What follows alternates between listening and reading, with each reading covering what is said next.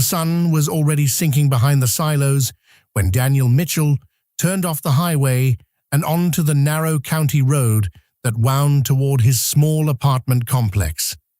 The sky had gone from gold to bruised violet, and the fields on either side shimmered with a faint silver light, the last breath of day stretching across the flat Illinois farmland. His old Ford pickup rattled as it hit a series of potholes, the dashboard lights dim, the fuel gauge hovering close to empty. Inside the cab, the air smelled of drywall dust and motor oil. His hands were rough, stained white from gypsum powder after 12 hours of hauling wall panels up 3 flights of stairs at a construction site on the other side of town. He'd stopped at a gas station for a cup of burnt coffee and a hot dog that had sat too long under the heat lamp. Now, with the radio barely whispering static and his shoulders aching, he just wanted to reach home before the tiredness claimed him completely. Daniel was 28, but the lines on his forehead made him look older. Years of work under the sun had weathered him, the skin along his arms browned and freckled, his knuckles thick from cold mornings gripping lumber. He had once dreamed of finishing trade school and opening his own carpentry business, but that dream had been postponed, again and again, until it felt like something belonging to someone else. Every 2 weeks, his paycheck went straight to his mother's prescriptions and his sister Claire's college tuition. It was the deal he had made with life. Work hard, send money home, keep moving. As he drove, the wind pushed through the half-open window, carrying the smell of cold earth and distant wood smoke. He rubbed his eyes, blinking against the fog, gathering near the roadside ditches. His mind wandered to his mother, sitting in her worn chair in the living room back home, a blanket over her knees. To Claire, bright-eyed and hopeful, calling to say she'd aced another exam. He smiled faintly. That was why he did it all. A flicker of light broke through his thoughts. At first, he thought it was another car, but no, it was wrong. The light was uneven, twitching. Then came the twisted shape of something metal at the edge of the road. Daniel hit the brakes. The truck skidded slightly, gravel crunching beneath the tires. His heart jumped. "What the?" he muttered, fumbling for his flashlight. He pulled over and cut the engine. Silence swallowed him. Only the ticking of the cooling motor and the faint buzz of crickets remained.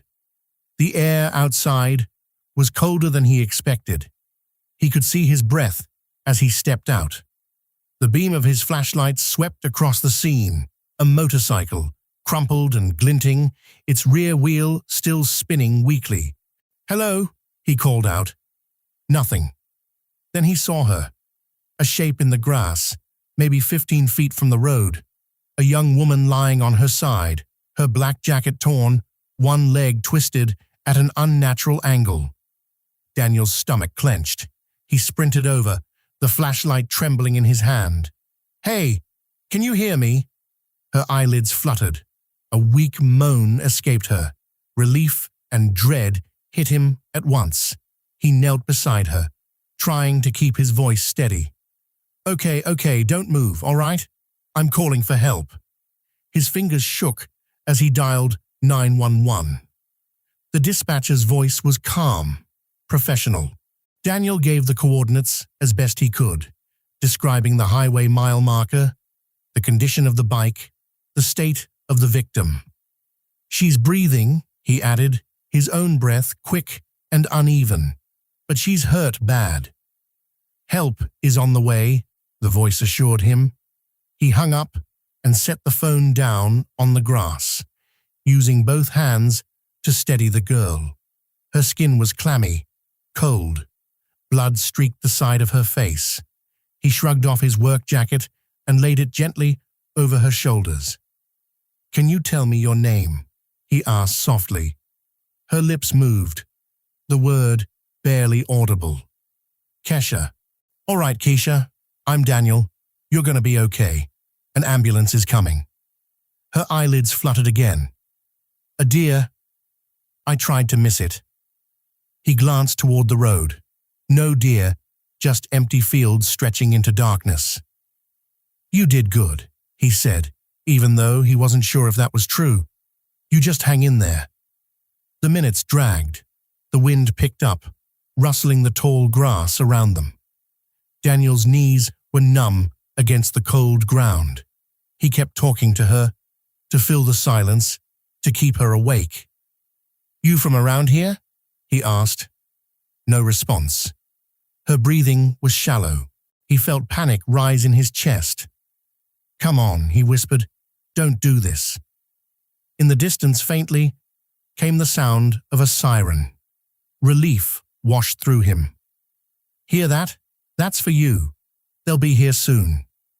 Kesha turned her head slightly toward his voice. "You stayed," she murmured. "Of course I did." A small, almost invisible smile crossed her lips before her eyes closed again. When the paramedics arrived, the world turned into a blur of flashing lights, clipped commands, and mechanical efficiency. Daniel stepped back as they worked, feeling both useless and strangely connected to this stranger whose life now intersected with his.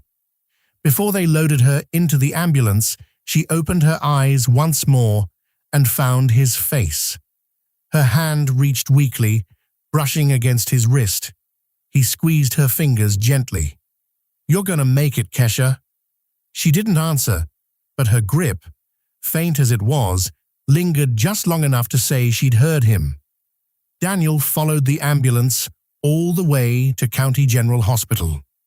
The roads were empty. His headlights traced a tunnel through the fog. He didn't know why he was going. Maybe it was instinct, maybe guilt. He just couldn't bring himself to drive home and pretend he hadn't seen what he'd seen. The ER was quiet when he arrived, except for the hum of vending machines and the faint buzz of fluorescent lights. A nurse at the front desk gave him a tired glance. "Family?" He hesitated. "No, I just found her." She nodded, understanding the kind of man he was without needing to ask more. "She's in good hands. Dr. Peterson's with her." Daniel sat in the waiting area. His boots left dust marks on the floor. The coffee from the machine tasted like burnt metal, but it kept his hands busy. His phone had died somewhere along the way. Outside, the world felt distant, like it belonged to someone else. Hours passed. When the doctor finally came out, Daniel stood before the man even spoke. "She's lucky," the doctor said. "No broken bones, just some bruising and a mild concussion. She'll be fine." Daniel exhaled for the first time in what felt like hours. "That's good.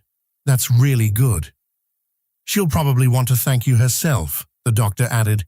He nodded awkwardly. "That's not necessary." But when the nurse peeked out of the room and waved him in, Daniel found himself walking down the corridor, boots echoing softly against the tile. Kesha looked smaller in the hospital bed. Her skin was pale, her hair tangled around her face. When she saw him, she tried to smile. "You stayed." "Couldn't just leave you here," he said, half shrugging. "Most people would have," she murmured. He didn't know what to say to that. He looked at the IV tube, the heart monitor beeping steadily. "You'll be back on your feet soon." She smiled faintly. "I hope so." He sat with her a while longer, not talking much, just watching the rain start to hit the windows outside. The room smelled of antiseptic and faint lavender from the nurse's hand lotion. Every now and then, Kesha would glance at him as if trying to understand the kind of man who stopped for a stranger. When Daniel finally left, it was past midnight. He walked out to the parking lot, the drizzle tapping against his shoulders. His truck sat under the yellow glow of a streetlight. Looking older than ever, he leaned on the hood for a moment, breathing deeply, trying to steady himself. You did the right thing, he told himself. That has to count for something. He got home at 1 in the morning, eyes burning. The hallway smelled of old carpet and someone's leftover pizza. He tossed his boots by the door and fell into bed without even changing. The alarm didn't go off the next morning. The phone was dead, still plugged into the wall. When Daniel opened his eyes, sunlight had already filled the room. Damn it! He jumped out of bed, dressed in the same jeans and flannel shirt from the day before, grabbed his lunchbox and raced out the door. The drive to the site took 20 minutes, but he made it in 15, heart pounding, stomach twisting. Dave, the foreman, was waiting by the entrance, clipboard in hand. You're 40 minutes late. I know That's 3 times this month, Mitchell. You want to work here or not? Yes, sir. Won't happen again. Dave looked at him hard. You're a good worker, but you're running on fumes, kid. Get some rest or get another job. Daniel nodded, biting back the urge to explain. What would he say? That he'd spent the night sitting by a stranger's hospital bed? He worked harder than usual that day, lifting twice his usual load, hoping sweat could scrub away worry, but every ache reminded him how close he was to losing it all. When he pulled into the apartment lot that evening, something felt off. His stomach sank before he even reached his door. The lock didn't fit. He tried again. Nothing. A paper was taped to the frame. Access revoked pending payment. He stood there, staring. A laugh, short and bitter, escaped him. You've got to be kidding. He turned toward the parking lot and froze. His truck wasn't there. He looked around once, twice, empty space. It took him a moment to process it. The landlord had called a tow company, maybe even cleared out his unit. He stood there until the sun disappeared, a hollow ache filling his chest. He walked down the street and sat on the curb, elbows on his knees. His breath came in short bursts. The night air was cold again, colder than before. He rubbed his hands together, staring at the asphalt. Maybe kindness doesn't pay off after all. For the first time, he felt a sting of regret, not for helping, but for believing that good deeds protected you from bad luck. Life didn't care. It never had. He looked up at the sky. No stars, just clouds pressing down, heavy and grey. And yet somewhere deep down, a small, stubborn part of him whispered, "You'd still stop. You know you would." He sighed. "Yeah," he muttered to the empty street. "I guess I would." Then he stood up, hands buried in his pockets, and walked off into the dark, unaware that the choice he'd made 2 nights ago was already changing the course of his life. The morning after the lockout, Daniel woke in the narrow bed of a small roadside motel, the kind of place where the curtains never fully close and the carpet keeps the stories of strangers. He had paid in cash the night before, counting out bills that felt like they belonged to his mother and sister more than to him. The room smelled faintly of lemon cleaner and cigarette smoke. A square of light lay on the floor like a white rug, a quiet promise that the day would at least arrive on time. He sat up slowly. His back protested the motel mattress. When he reached for his phone on the nightstand, he saw the charging icon wasn't blinking. The cable had frayed near the plug. He jiggled it until the phone came to life, a dim heartbeat in the glass. He turned it on and squinted at the screen. 3 missed calls from an unknown number. A voicemail he couldn't open yet without better service. A text from Claire, sent late. "You okay, Danny? Love you." And one from his mother, short and careful, like all of hers. "Good morning. Take your vitamins." He smiled at that last one, then rubbed his face and stood. Outside the window, a strip of grey sky hovered over the highway. A delivery truck coughed in the parking lot. Somewhere, a door slammed. He washed his face in the small bathroom sink, took his vitamins dry, and packed his things back into his lunch pail. The tape measure, the stub of a pencil, a folded-up sandwich bag with 2 aspirin. He lifted his jacket from the chair, the one he 2 nights ago. A tiny brown grass stain near the cuff made his throat tighten for a second. He brushed it off and put the jacket on. He walked to the front desk to ask about a late checkout. The clerk, a woman in her 50s with a bouffant hairdo and a knit cardigan, looked over her readers at him. "Can't do late checkout," she said, not unkindly. "We got a church group coming in." "No problem," he said. "Thanks." "You working at the new site by the river?" she asked, glancing at his boots. "Saw a lot of trucks rolling through last week." "On the north side," he said, "drywall and framing." She lifted a paper to check the date. "They say it's going to be luxury condos," she said. "No one I know will afford to live there." He nodded. He didn't have an answer for that either. Outside, the air was as cool and lightless as an unlit garage. He put his pack on his shoulder and started walking. The motel was 2 miles from the bus stop, and the bus was never on time, but the walking would warm him up and give his thoughts something to do besides tumble around inside his head. As he walked, he replayed the night over again. The look of the new lock, the empty space where his truck had been, the silence of the hallway. The paper taped to the door had flapped once in the breeze, like it was waving by. He'd called the tow number and listened to a recorded message in which a cheerful man explained the fee to release a vehicle, each dollar amount like a small stone tossed at his ribs. He had hung up halfway through because there was no sense letting a stranger read prices to him like a bedtime story he couldn't afford. On the bus, the air smelled of wet coats. A little boy in a red jacket held a plastic robot to the window and made engine noises. His mother kept smoothing the boy's hair with tired fingers. Daniel looked away and leaned his head against the glass. The city slid by in blocks of brick and empty lots, the trees still leafless and thin against the sky. He thought of calling the landlord again, of explaining that he was good for it, that he'd catch up with a little time. He thought of telling Dave the truth, that he'd stopped on a dark road because a human life looked smaller than a motorcycle, and he couldn't stand that measuring stick. By the time he reached the site, he was already late.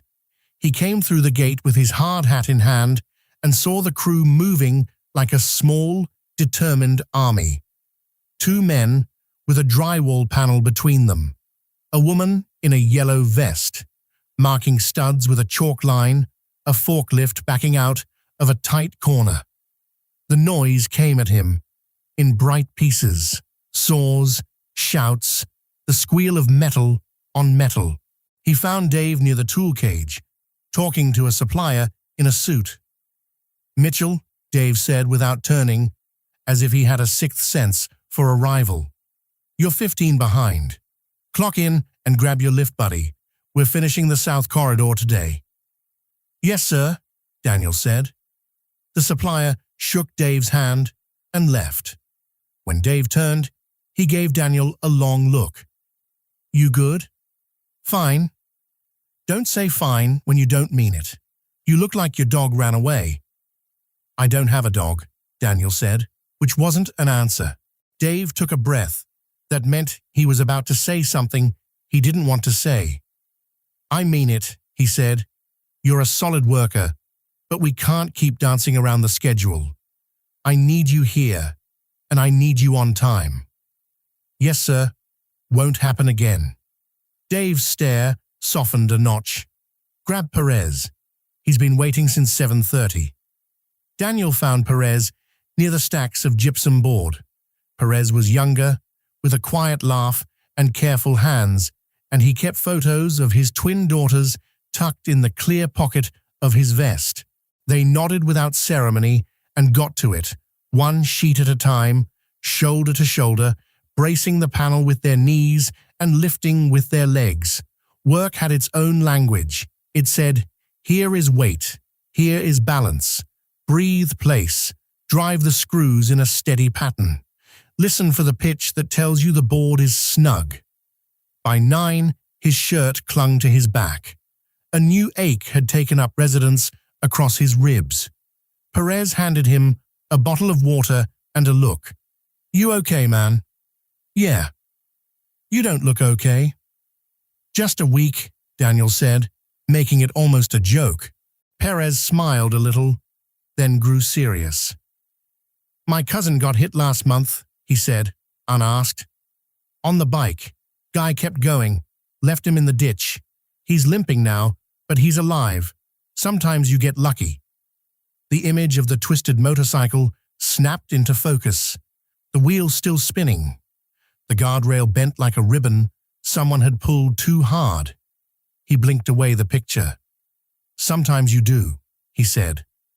At lunch, he sat alone on the low wall that separated the site from the lonely candy store that had survived 3 recessions by selling cheap coffee and cigarettes.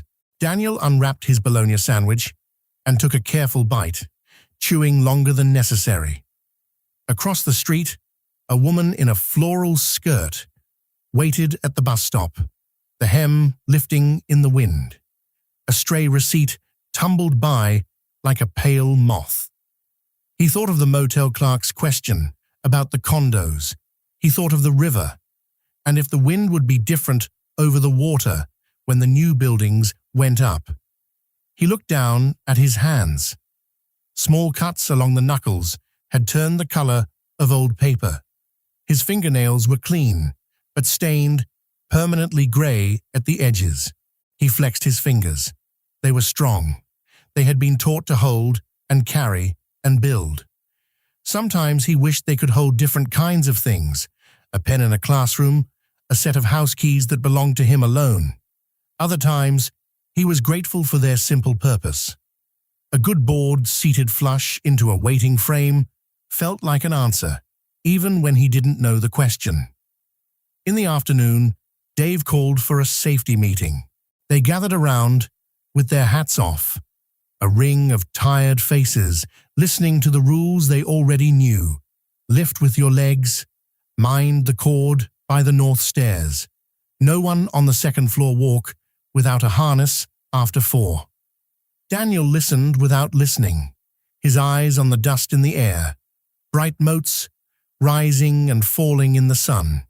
He remembered the hospital room's dim beep, the curve of Kesha's smile when she'd said, "You stayed." It had sounded like a simple sentence. It felt heavier than one. When the whistle blew at the end of the day, he felt the hour land across his shoulders. He changed his shirt behind a stack of lumber and washed his hands under the spigot, cold water biting his palms. The bus home would be a longer wait this time.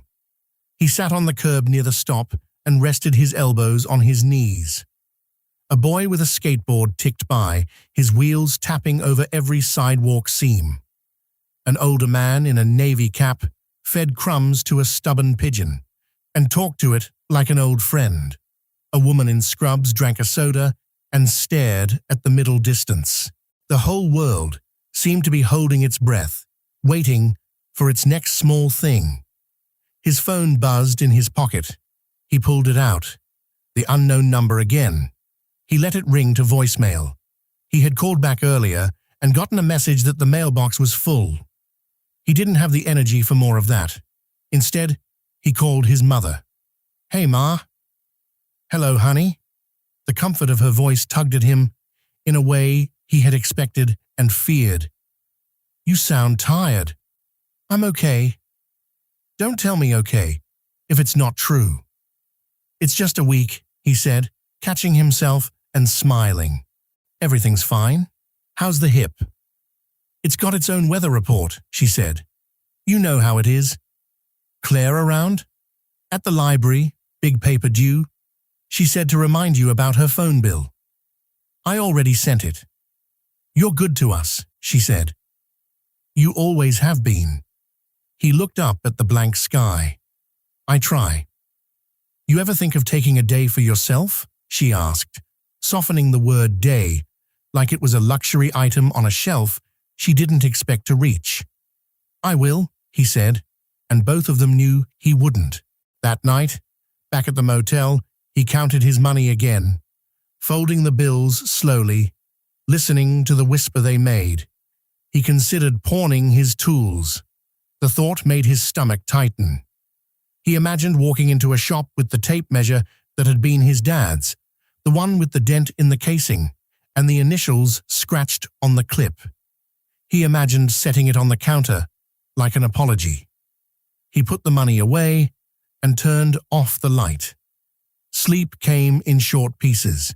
Twice he woke sweat damp with the old dream where he was trying to climb a flight of stairs that kept stretching longer. The third time he woke, the rain had started. It ticked against the window, crisp and thin, as if the sky was gently rubbing its hands together. He lay there and listened to it, the way he had listened to the siren 2 nights before, like a sound that promised movement. He was early the next morning, Dave noticed.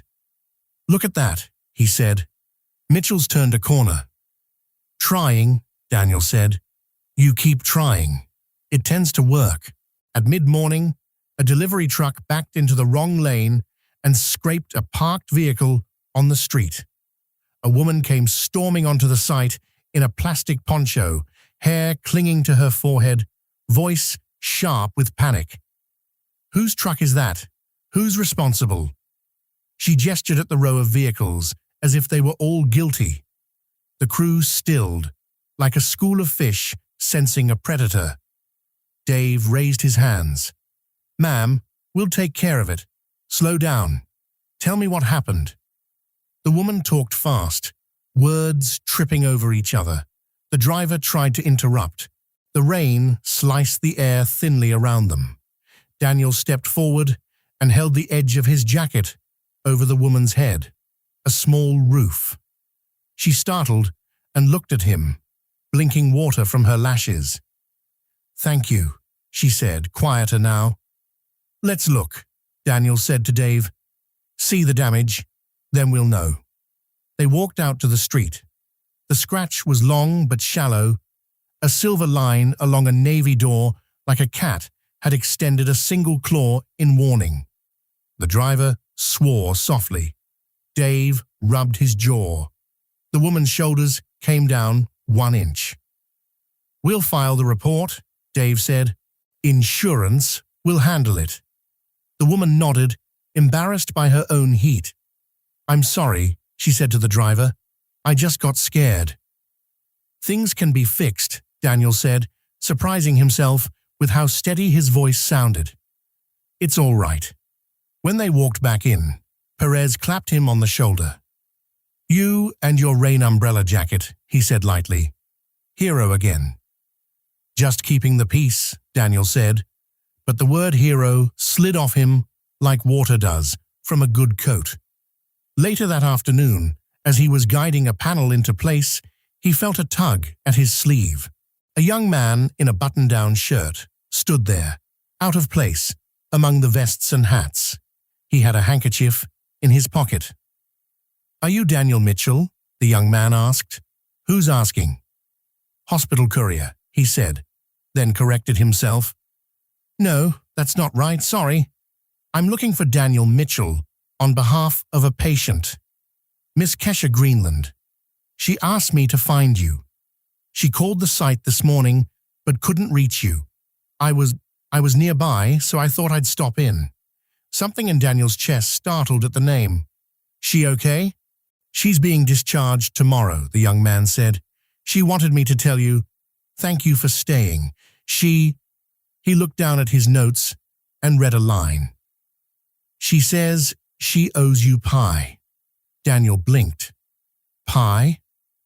That's what she said, the young man replied, relieved to have delivered the message. He gave a small grin and added, "She seemed very certain." Dave called from across the room. "Mitchell, you marrying off my crew or working?" "Working," Daniel said, lifting the panel. He nodded to the young man. Tell her I'm glad she's okay." "I will." The young man looked around, as if wanting to memorize the right details for his return report. The dust, the noise, the smell of cut studs. "You guys build the bones," he said, half to himself. "That's one way to put it," Daniel said, and the young man left, stepping carefully over the cords. That evening the bus was late again. The rain had thickened into a thin curtain. When the bus finally came, every seat was taken. Daniel stood near the back, fingers around the cold metal bar, the rhythm of stops, rocking him in a slow, relentless sway. The overhead light buzzed. A toddler in the front tried to sing and ended halfway through each line, forgetting the words, starting over without shame. At the motel, he found a thin business envelope tucked under his door. "We hope you enjoyed your stay.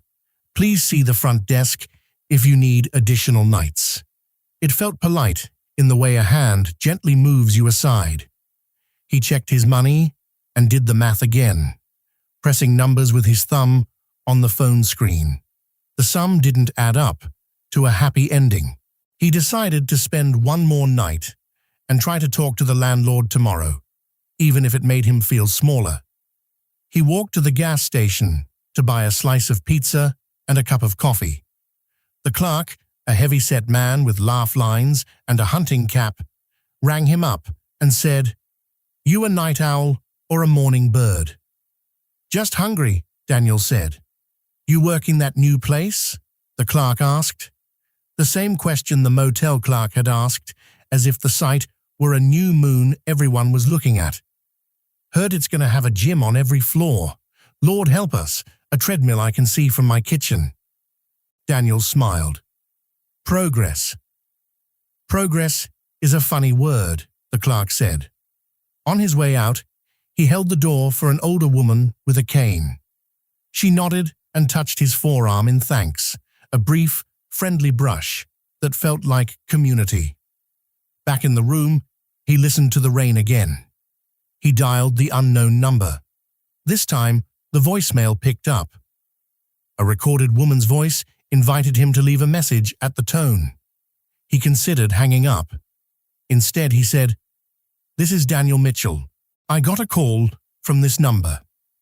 He paused, then added, "If this is about the towing, I'll be there as soon as I can." He slept with his boots under the chair and his jacket over the end of the bed, a habit he'd learned on jobs that required early wake-ups. Keep everything close, so leaving is as simple as standing. The landlord's office sat on the corner of a block that had seen better days and worse ones. The bell over the door jangled when he entered. The air smelled of coffee and paper. A tall woman in a brown sweater looked up from a screen. "Rent office," she said, polite but weary. "Can I help you?" "My name's Daniel Mitchell," he said. "Unit 12. I'm behind."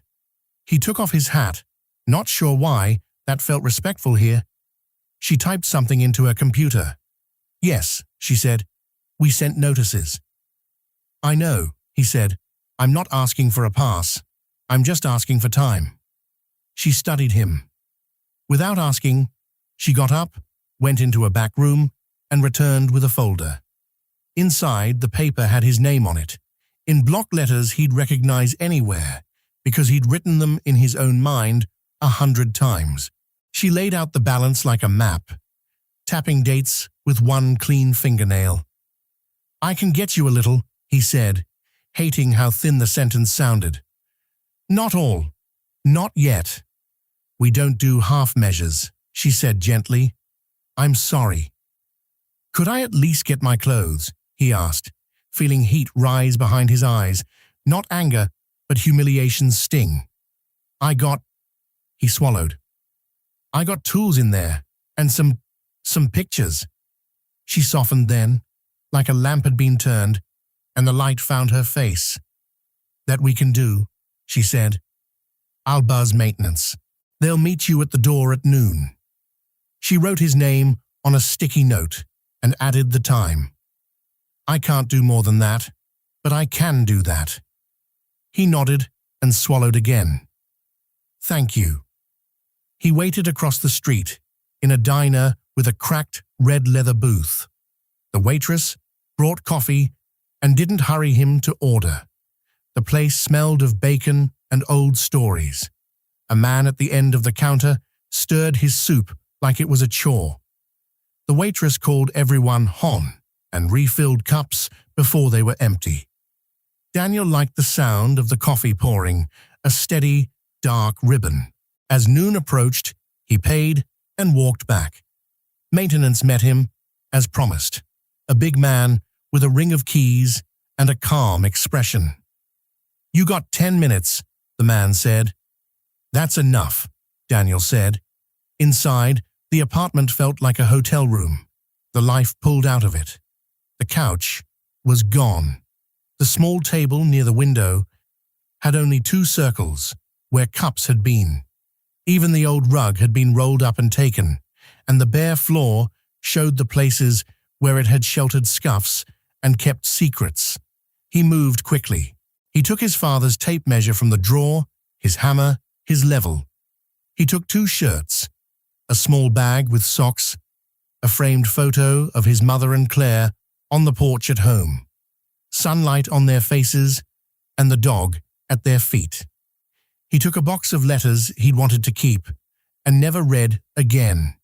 He took the plant by the window because it was still green and stubborn. Time was almost up when he spotted the jacket he'd given Kesha the night of the accident. He'd gotten it back in the ER after the nurses peeled it off her shoulders and handed it over like it was something sacred. It hung now on the back of the door. He took it down, folded it carefully, and tucked it under his arm. When he stepped out, the maintenance man locked the door and handed him an envelope. This came for you, he said. No return address. Inside, a check for $30.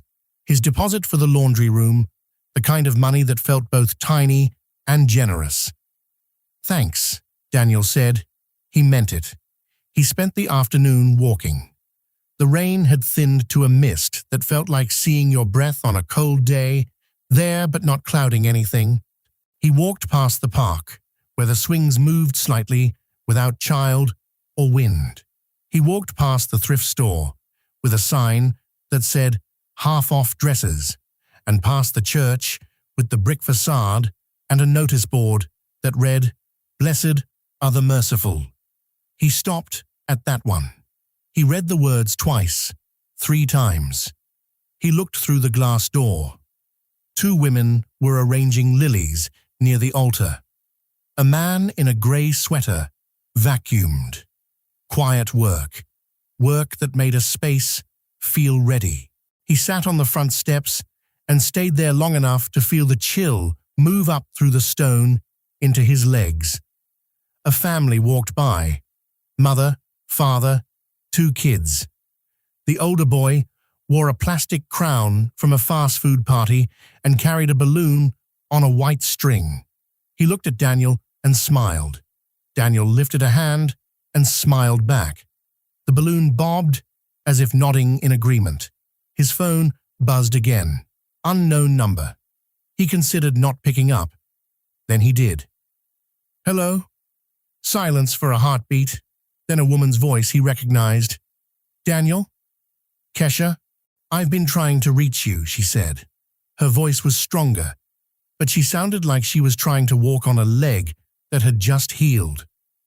I got your name from the paramedic. I'm sorry if this is intrusive. No, he said. No, it's fine. You okay? I'm all right, she said carefully, like touching a bruise with the tip of a finger. Concussion. Some road rash. I'm going to be sore for a while, but I'm here. That's good, he said, and the word good felt like a soft chair. I'm glad. I wanted to thank you, she said. Properly, not just in a hospital room. Could I buy you pie? There's a place on 3rd. They make terrible coffee and excellent pie. He smiled despite himself. You said that, he told her. You sent a message. I did? I wasn't sure I'd said it out loud. The whole day is coffee and fog. I know the place, he said. He pictured it. The neon pie sign with one letter burned out.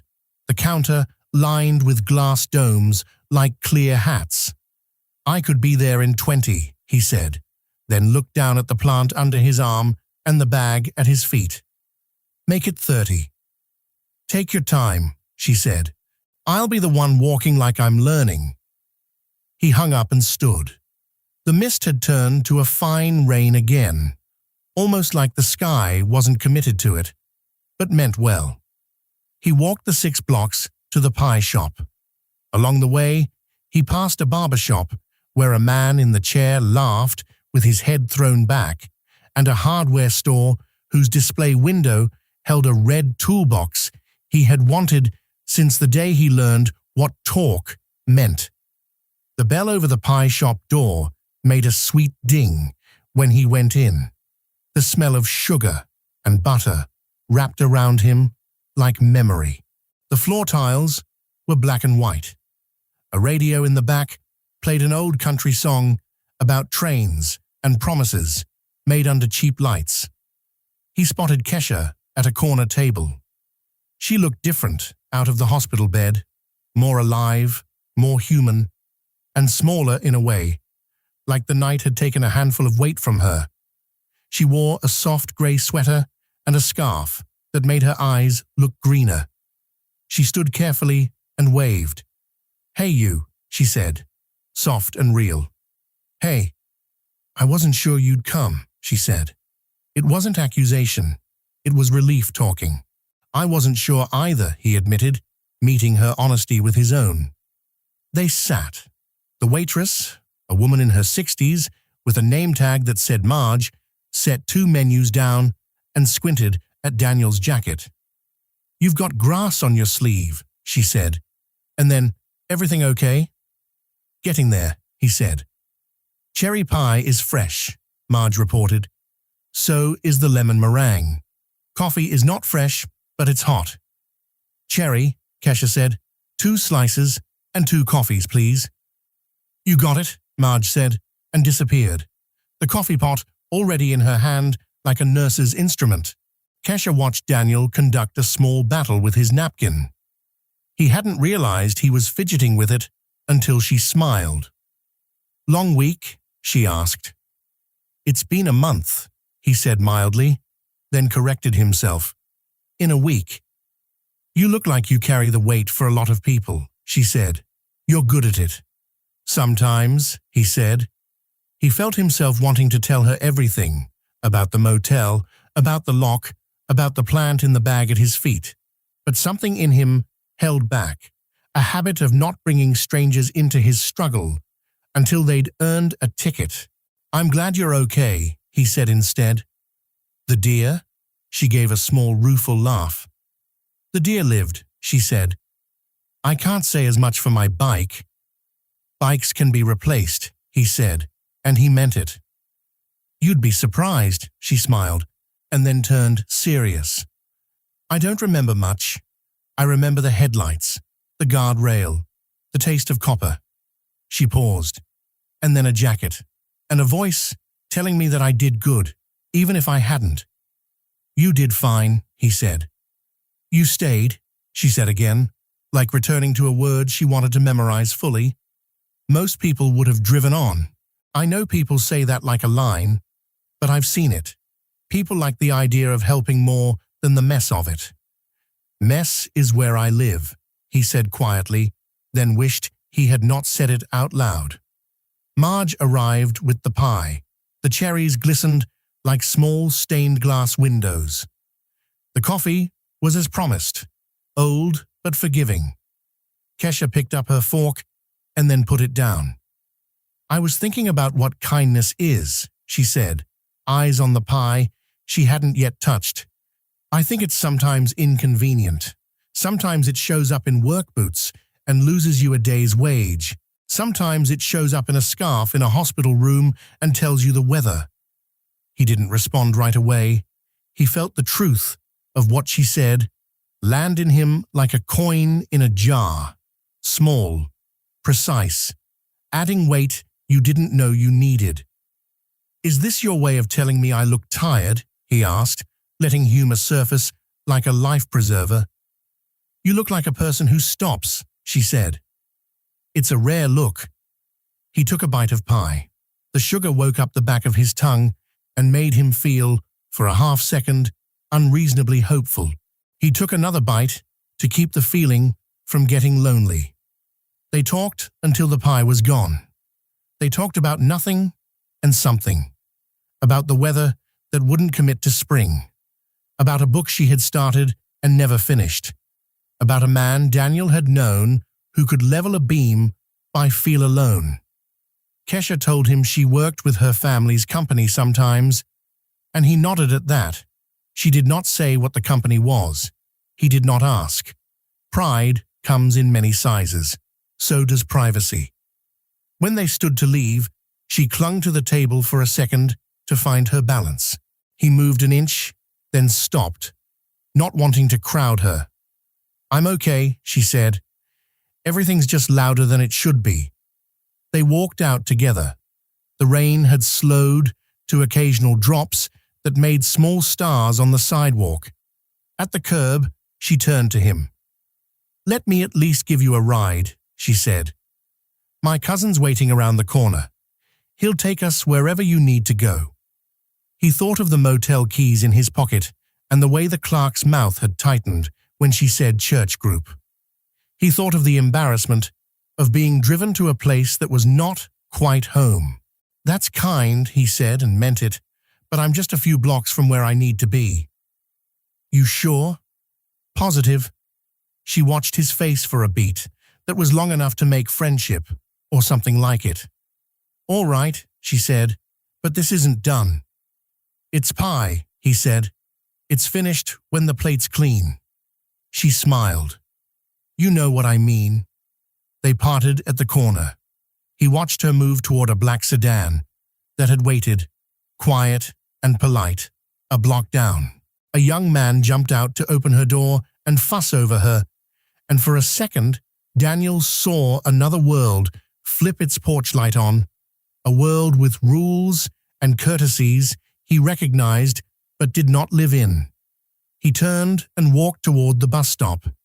He waited, hands deep in his jacket, the plant balanced against his shin like a dog that wanted to sit by him. When the bus rolled up, it did not stop. It was full. He watched it go, a long metal shrug, and then he laughed once, a single breath that fogged in the cooling air. The day after, the foreman called him into the trailer at lunch. Dave had his cap off and his mouth pulled thin. That was how bad news chose to dress at work. "I got to let you go, Mitchell," he said, not wasting time. "Just for a while. We're scaling the crew for the next 2 weeks. We'll call you when we ramp back up." "How long's a while?"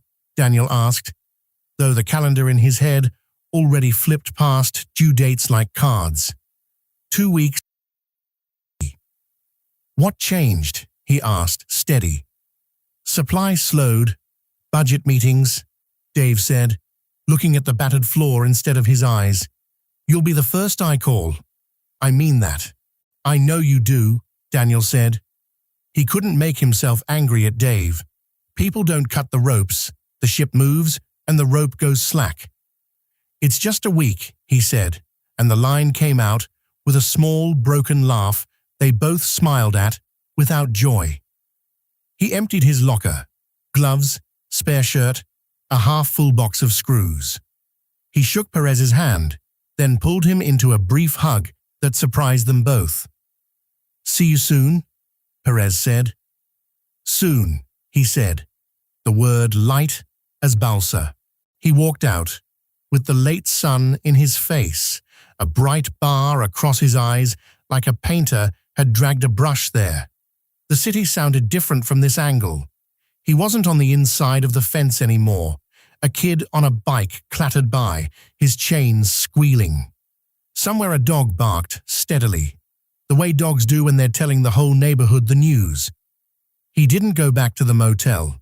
He walked without destination, the plant tucked into his elbow, the bag strap digging his shoulder in a familiar, acceptable pain.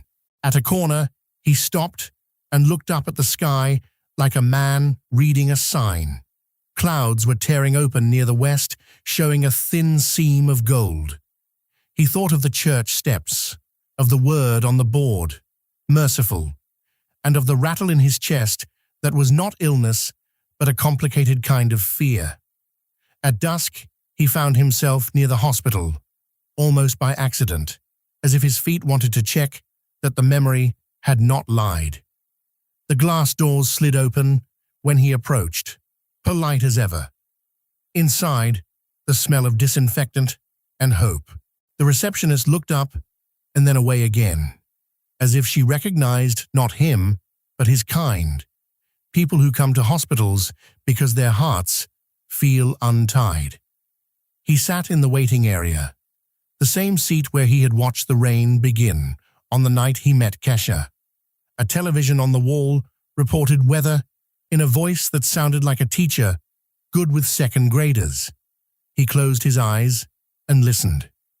He saw the motorcycle again, the guardrail, the way her hand had found his wrist, with the insistence of a person not ready to leave the world.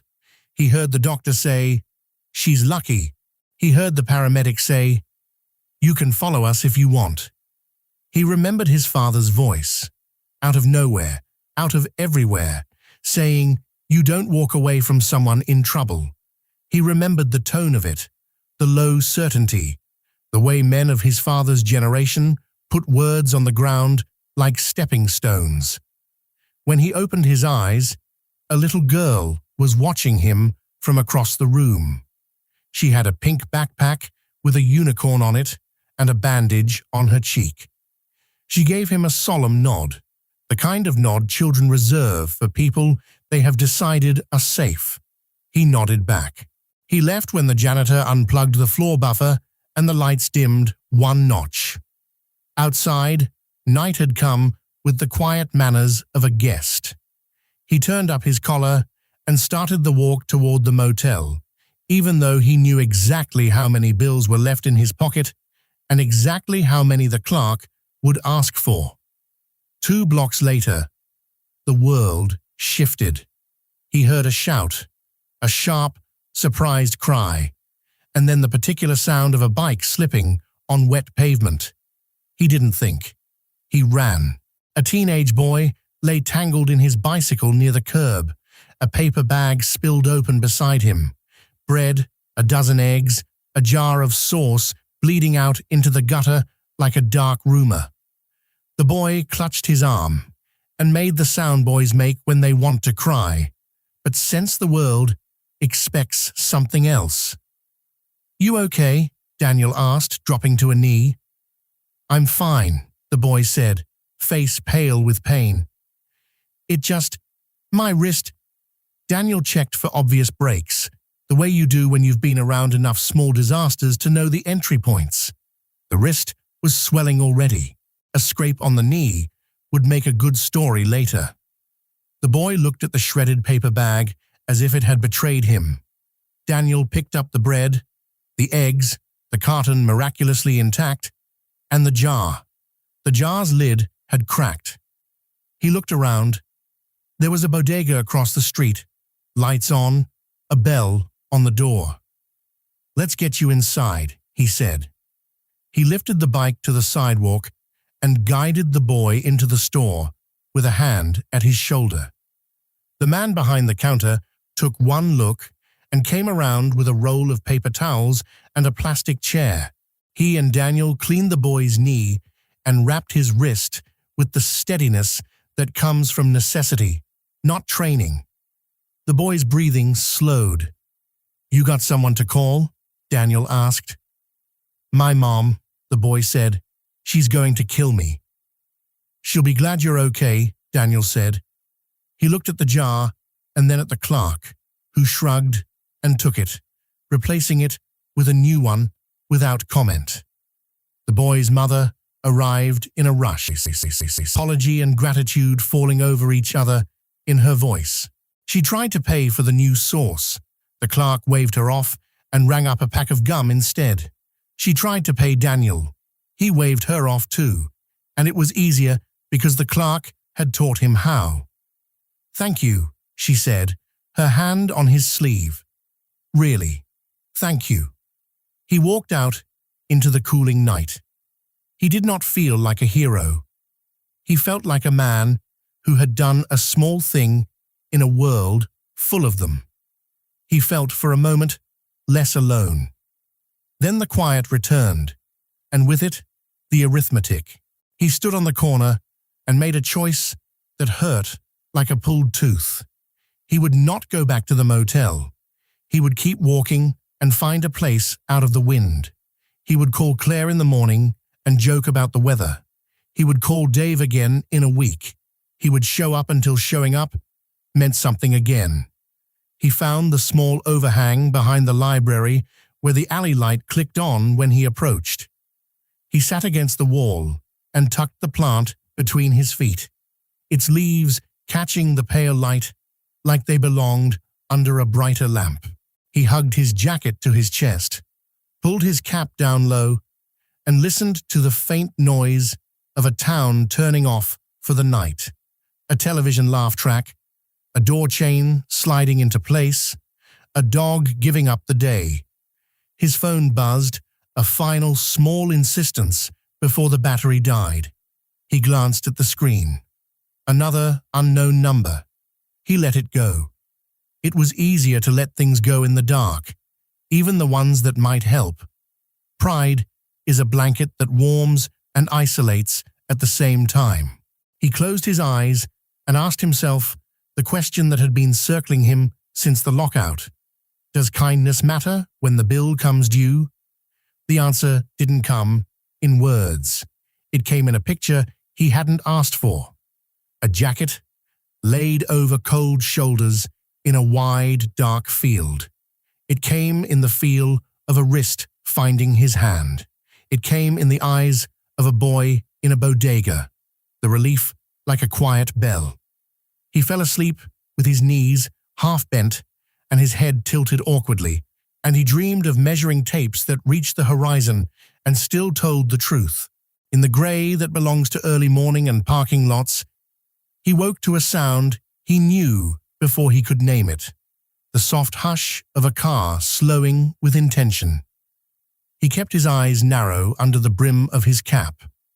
A black sedan paused at the end of the alley. The window lowered a little, then went up again. The car idled. After a moment, it moved on. He sat up and stretched. His back complained. The plant's leaves had drooped, but not surrendered. He stood and lifted it, then took a breath that felt like it might make room for something else. Across town, in a well-lit kitchen with clean counters and a bowl of green apples, a young woman put down her phone and looked at her cousin. He won't answer, she said, or he can't. We'll find him, her cousin said, as if the sentence were a brick that could be laid and trusted. You said he'll be where there's work, or where there's trouble, she said, an odd tenderness in her voice. He's that kind of person.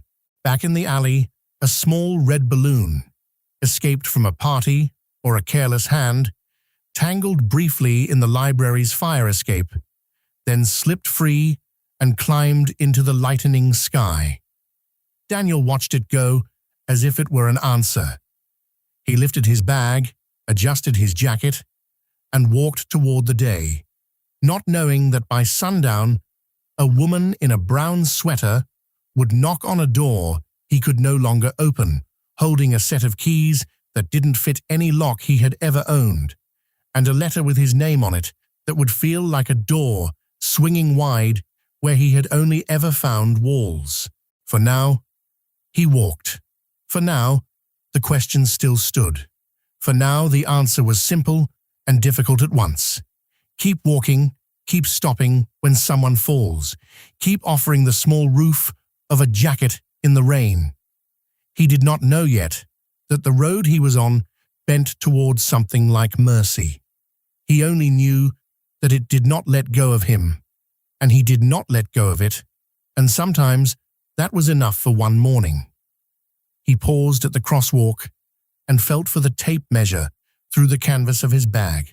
Cold metal, a weight he trusted. He pressed his thumb against the dent his father had made years ago and felt a memory walk through him as clearly as a person entering a room. "Measure twice, kid," his father had said, handing him the tool with mock solemnity on the first day of summer he'd been allowed to help. "Cut once, and always leave room for what you don't know yet." The light changed. He stepped off the curb and went with it. The plant tucked in, the morning opening like a door he hadn't expected. The last of the rain, running into the drains with a sound that somehow promised, without making promises, that the day would try again. And in the quiet that followed, as the city shook off sleep, the question turned over and rested, not answered, but easier to hold.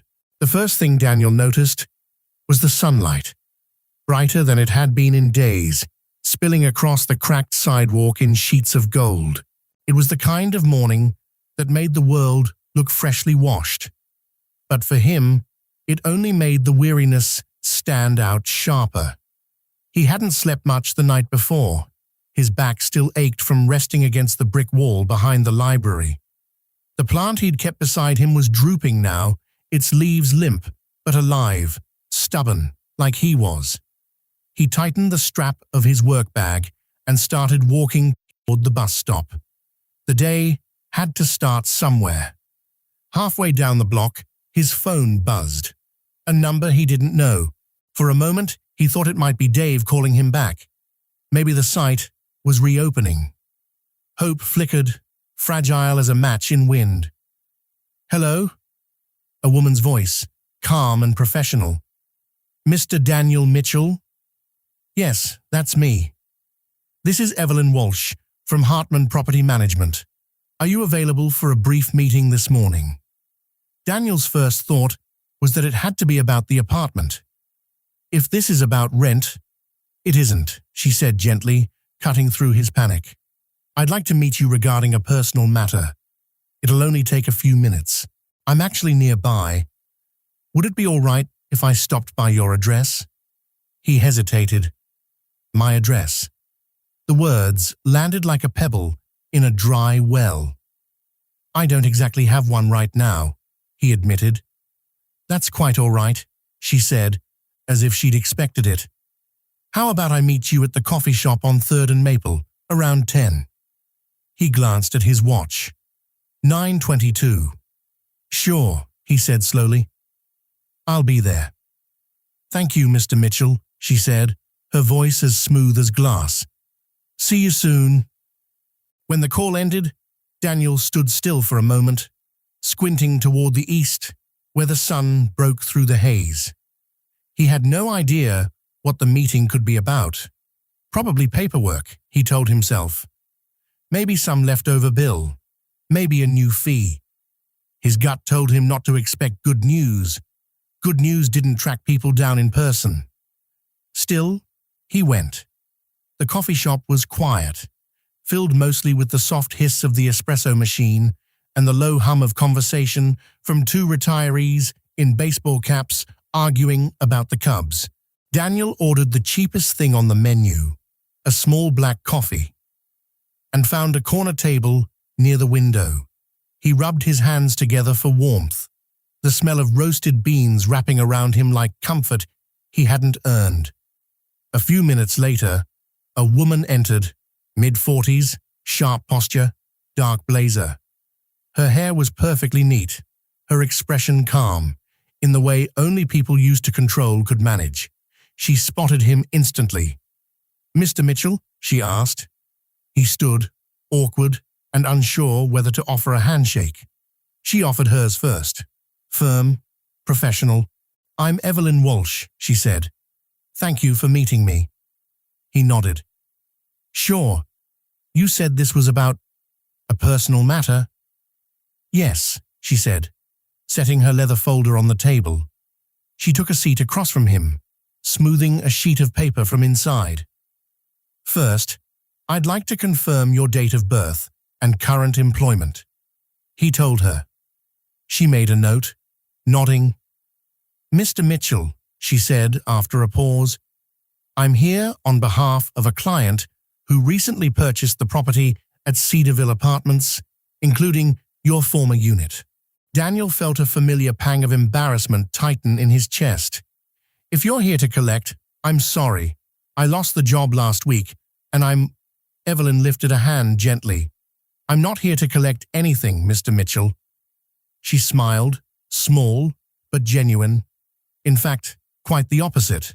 He blinked. I'm not following. She opened her folder and turned a document toward him.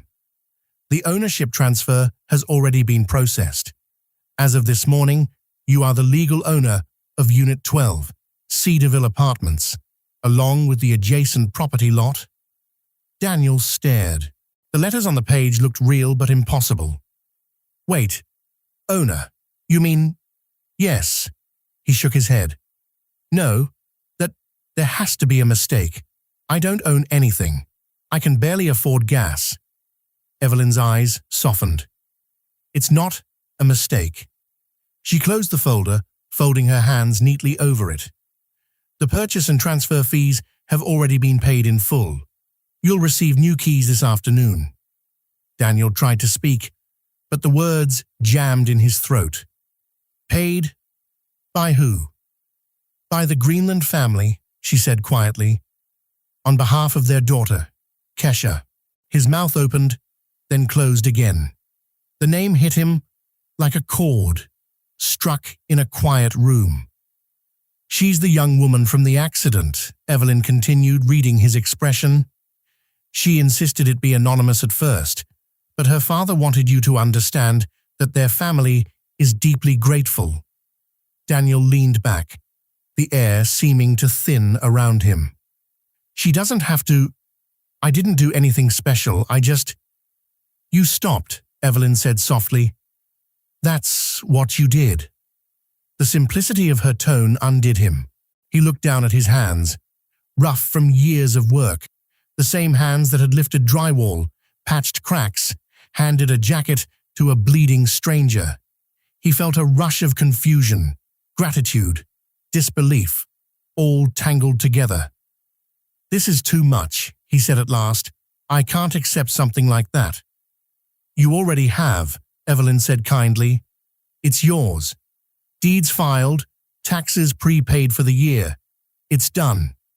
He stared out the window for a long moment, watching a boy on a bicycle roll past, his reflection sliding across the glass like a ghost of himself. The drive back to Cedarville felt like stepping into a dream he hadn't asked for. Evelyn had offered him a ride, and he'd accepted, sitting stiffly in the passenger seat of her sleek sedan. The radio played something soft, piano and strings. Daniel's hands rested on his knees. As they pulled onto his street, he felt his chest tighten. The sight of the building, the same one that had locked him out, the same one that had taken his last ounce of pride, looked different in the morning light. They stopped in front of Unit 12. The door, once sealed by a new lock, now had a fresh brass keyhole. Evelyn handed him a small envelope with 2 keys inside. Welcome home, she said. He stared at it. Home. The word felt foreign. He turned the key slowly, half expecting it not to fit. But it did. Clean, smooth. The door swung open, and Daniel froze. Inside, the apartment wasn't empty. The furniture was back, but not the same. The couch was new, soft blue instead of brown. The walls had been repainted, a warm cream.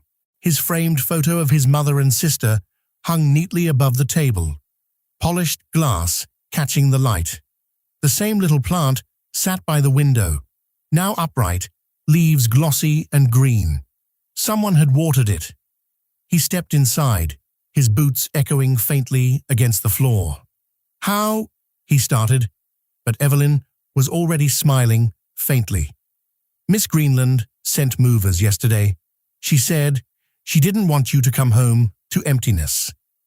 He turned in place slowly, taking it all in. The simple rug, the new curtains, the faint scent of lemon, and something floral. It wasn't luxury. It wasn't showy. It was warm, lived in, like someone had tried to imagine what he would call home and built that instead. When he looked back at Evelyn, she was watching him closely, her voice gentle. "You did something rare, Mr. Mitchell. You reminded someone what goodness looks like." He didn't trust himself to speak. Before she left, she handed him a folded letter. "From Miss Greenland," she said. "She asked me to give this to you personally." When the door closed behind her, Daniel stood alone in the center of the room. The quiet felt deep and real, the kind of silence that hums with life underneath. He opened the letter carefully. "Daniel, I don't know how to thank you.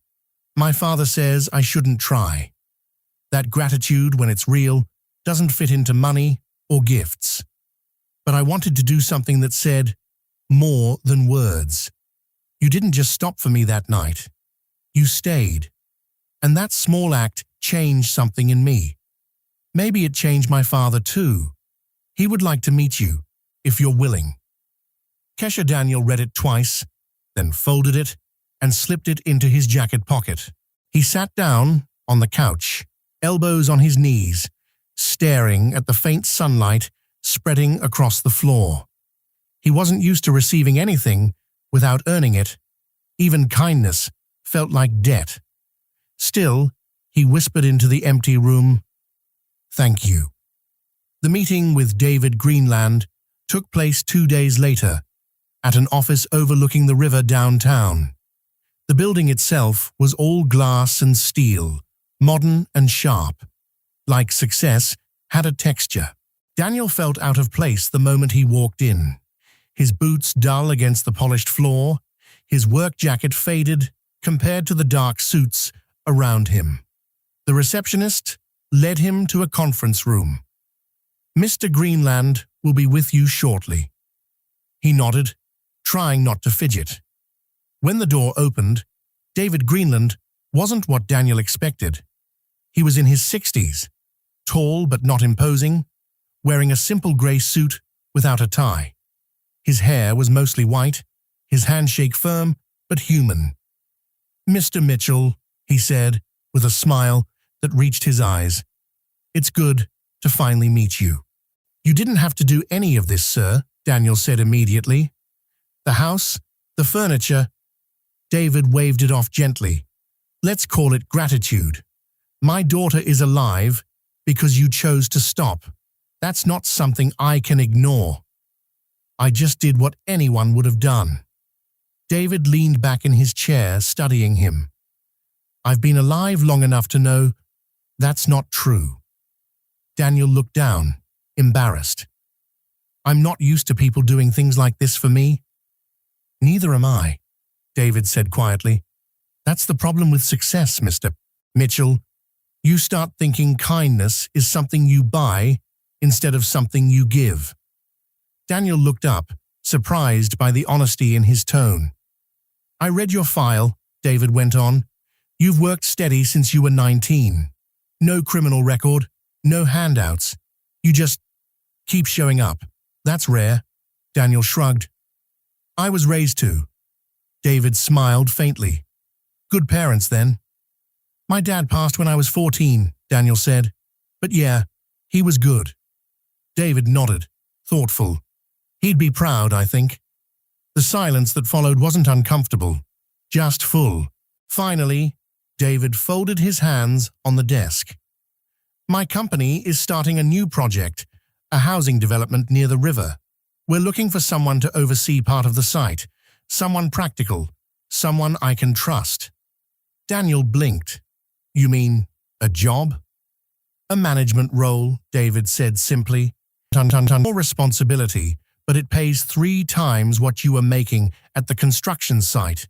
Comes with benefits, company truck, insurance, the works.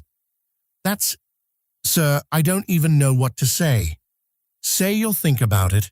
Daniel hesitated, the weight of disbelief still pressing down. Why me? David smiled, soft but certain. Because character can't be trained.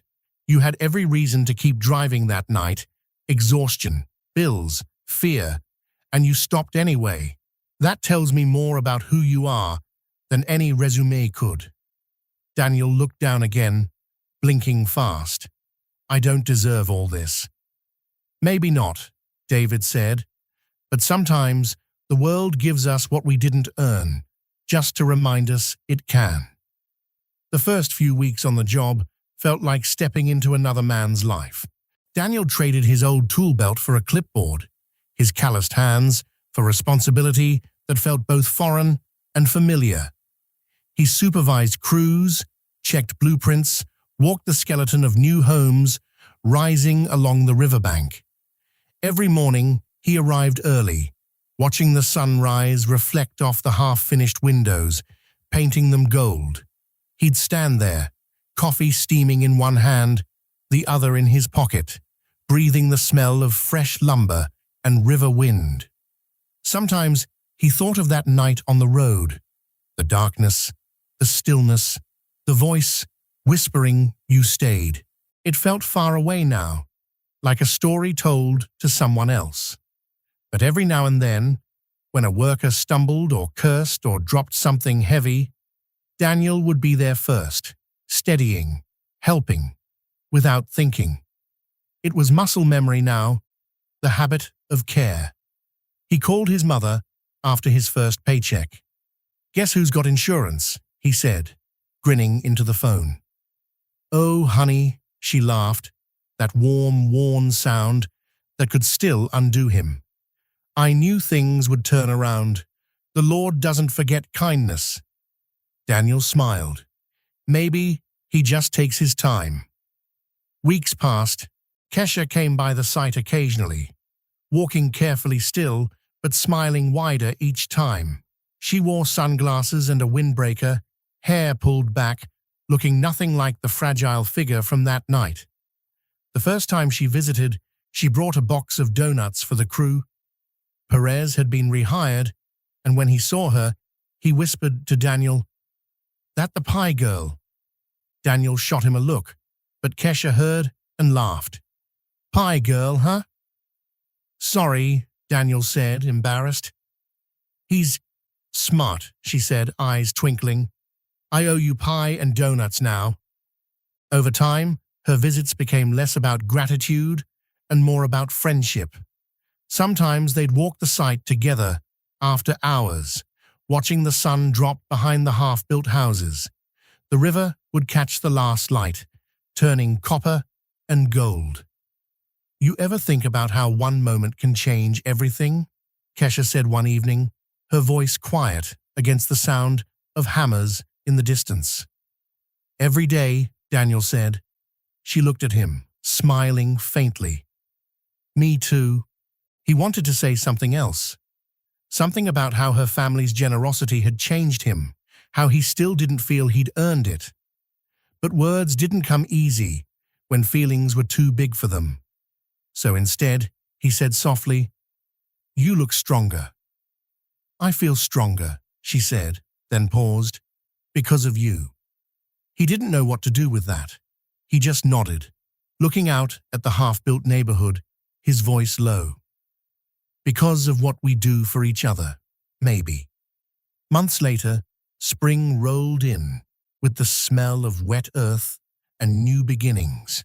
Daniel had settled into the job, but some nights he still sat on his porch, thinking of how close he'd come to giving up, how one act of stopping, of staying, had rewritten the path ahead. One evening, A letter arrived, postmarked from Cedarville High School. He opened it and found a short note from Jennifer Walsh, the woman whose son he'd helped after the bike fall. "Mr. Mitchell, you don't know me well, but my boy Tyler told me what you did for him that night, how you stayed with him until I came. He's been volunteering at the firehouse since then. Says he wants to be like that man who didn't walk away. Thank you for showing him what that looks like." Daniel read it twice, then folded it carefully and set it beside the photo of his mother and sister. He sat there a long while, watching the evening light fade. The world had a way of circling back, he thought. Maybe goodness didn't just ripple, maybe it multiplied. That night, he dreamed of the road again, but this time it wasn't dark. The fields were bright with morning light, the guardrail whole, the air clear. In the dream, he wasn't alone. His father stood by the truck, hands in his pockets, smiling in that quiet way men do when they're proud, but don't want to say it. "Measure twice," his father said, same as always. "Cut once," Daniel finished for him. Then the dream folded away, gentle as a page turning. When Daniel woke, the first thing he saw was his jacket, draped neatly over the chair by the door, the same jacket he'd used to cover Kesha that night. The morning sun caught its fabric just right, turning the faded navy almost golden. He smiled to himself. The world, he realized, wasn't fair, but sometimes, when you least expected it, it was kind. The morning air in Riverside Heights smelled of cut grass and clean lumber, the scent of beginnings. Sunlight skimmed across the half-built row of houses, catching the scaffolding in silver streaks. Trucks rumbled in the distance, hammers tapped like quiet heartbeats, and somewhere nearby, someone was whistling an old tune that sounded a little like hope. Daniel stood on the porch of Lot 17, coffee in hand, clipboard under his arm.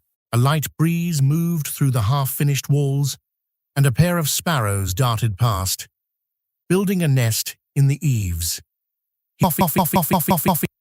Even the birds were getting started early. It had been nearly a year since the night of the accident. A year since everything changed. Life had steadied itself into something new and astonishingly simple. He worked 5 days a week now as a project manager for Greenland development, leading a crew of 30. His mother's medicine was delivered on time. Claire had graduated early, and his rent payments had been replaced by a mortgage-free home that still didn't feel entirely real.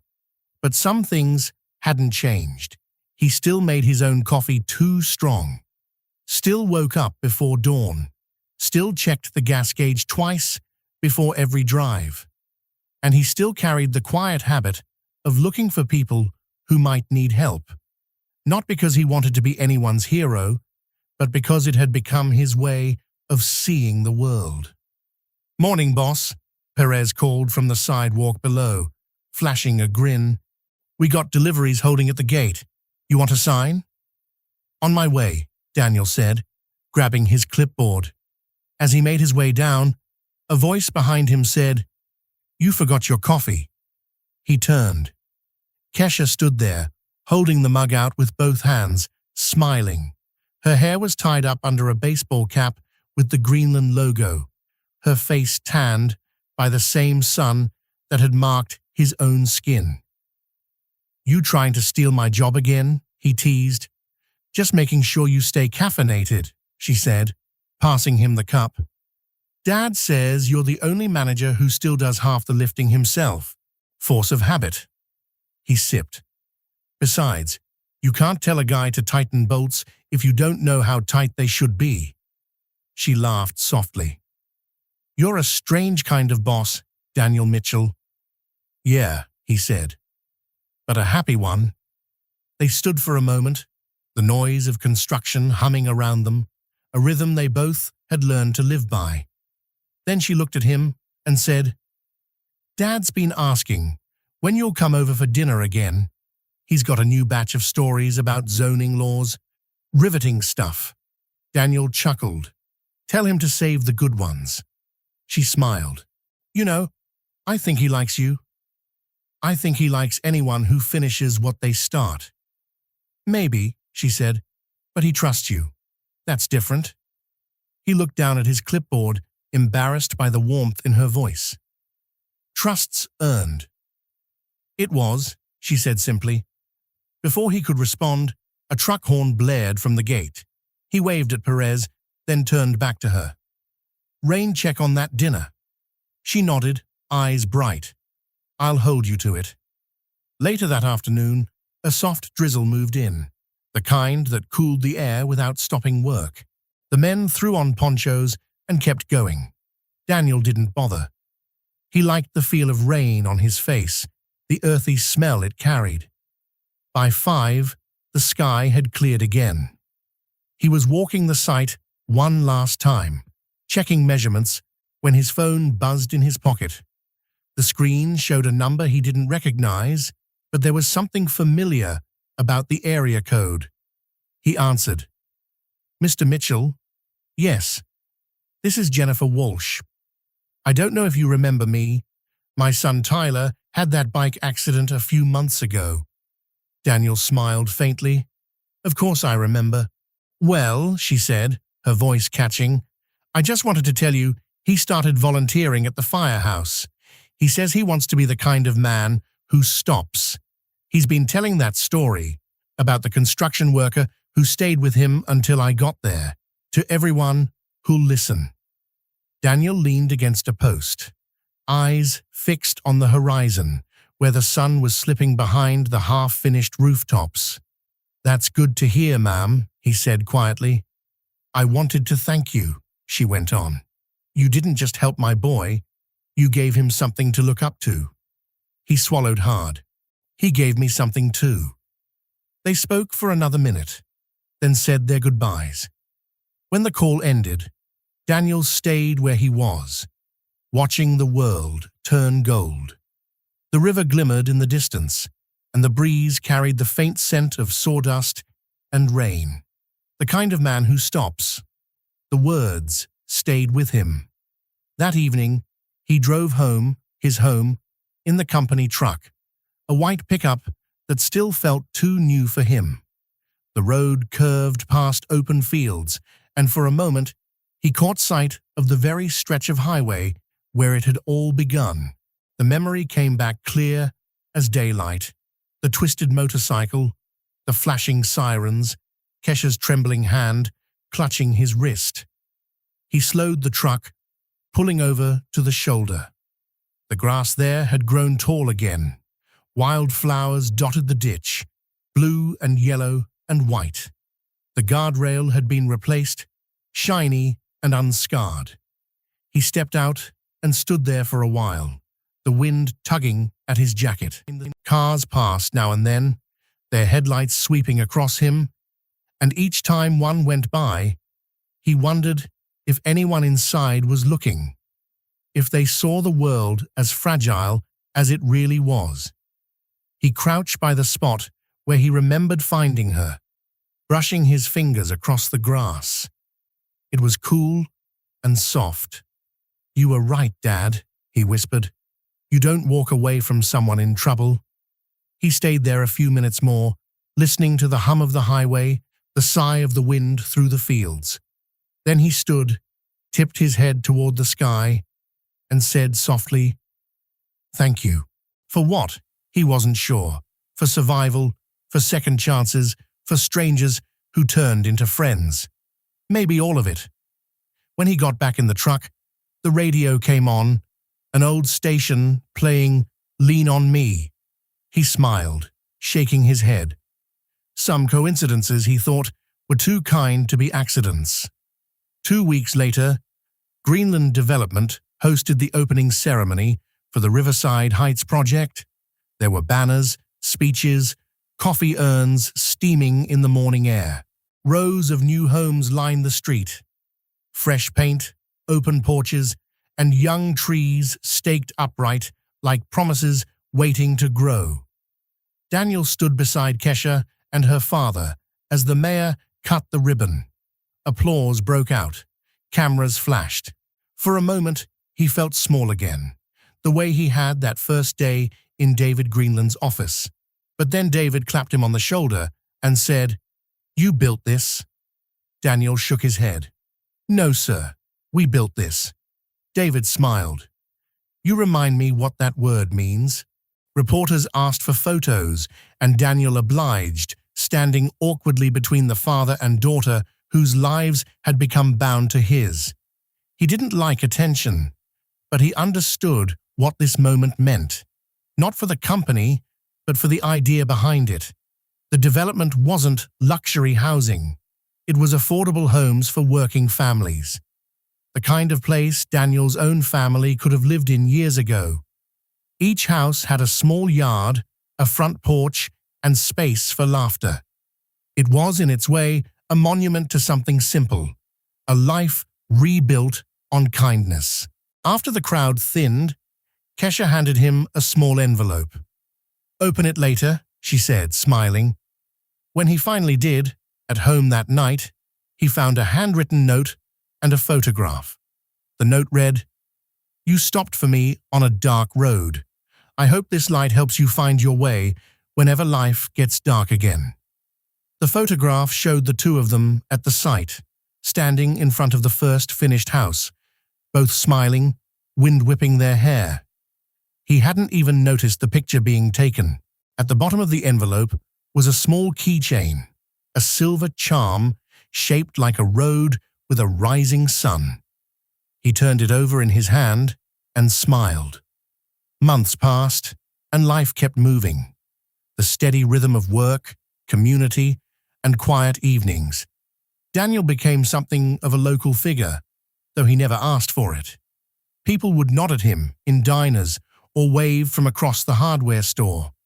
Once, a little girl had handed him a handmade card that said, "Thank you for helping people." He'd taped it to his fridge. One crisp fall afternoon, as leaves began to turn amber, he hosted his first company barbecue on the open lot by the river. Workers brought their families. Children ran between piles of lumber, laughing.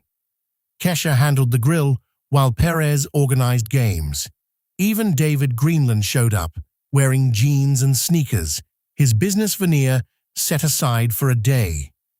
At one point, David raised a glass of lemonade and said, "To those who build with their hands and their hearts." The group cheered. Daniel looked around, at faces young and old, at the houses taking shape behind them, and felt a swell of something he couldn't quite name. Gratitude, maybe, or peace. Kesha came to stand beside him, her voice soft. "You look like a man who finally believes he's home." He glanced at her. "Maybe I am." "You deserve it," she said. He chuckled. "Not sure I do." She shook her head. "That's the thing about kindness," she said. "You don't earn it. You pass it on." That night, long after everyone had gone, Daniel stayed behind to lock up. The field was quiet now, the sky turning deep blue. The river shimmered in the moonlight. He walked along the edge of the lot, hearing the crickets sing their patient song. He thought about the road that had brought him here, the exhaustion, the eviction, the motel, the rain, the moment he could have kept driving. How everything good in his life now had sprouted from that single pause, that stop. He smiled to himself. Sometimes he realized life didn't reward you for being kind. Not right away, not in the way you expected, but it remembered. It circled back gently, like water finding its level. He sat on the hood of his truck and looked out at the faint glow of the town beyond the fields. Porch lights flickered on, one by one, tiny constellations in a landscape that was finally, quietly, at peace. The next morning, a letter arrived. It was postmarked from the same hospital where he had once waited in a fluorescent-lit hallway. Inside was a simple card with 2 sentences, written in neat handwriting. Dear Mr. Mitchell, you saved my daughter's life that night. You also saved something in me I didn't know was lost. Faith in people. Thank you. Sincerely, David Greenland. Daniel placed the letter beside Kesha's note, under the small keychain that now hung from a nail by the door. He stood for a moment, then whispered, "You're welcome." That evening, as twilight fell, Daniel sat on his porch with a mug of coffee and watched the world settle down for the night. The air was cool, filled with the smell of rain-soaked soil and wood smoke. Across the street, a young couple carried boxes into their new home. Laughing, bumping shoulders, Daniel lifted his mug slightly, like a quiet toast to the universe. Inside the house, the radio played softly, a country song about homecoming and grace. The same work jacket that had once covered Kesha lay folded neatly over the porch chair, its fabric worn but whole.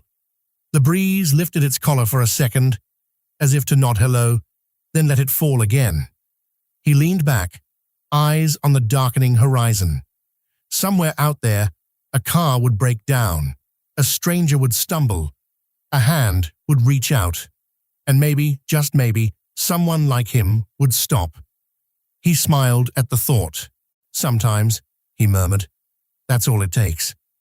The wind carried his words away, gentle, unhurried, as the porch light flicked on, casting a warm glow across the quiet yard. And for the first time, in a long, long while, Daniel Mitchell felt entirely at peace.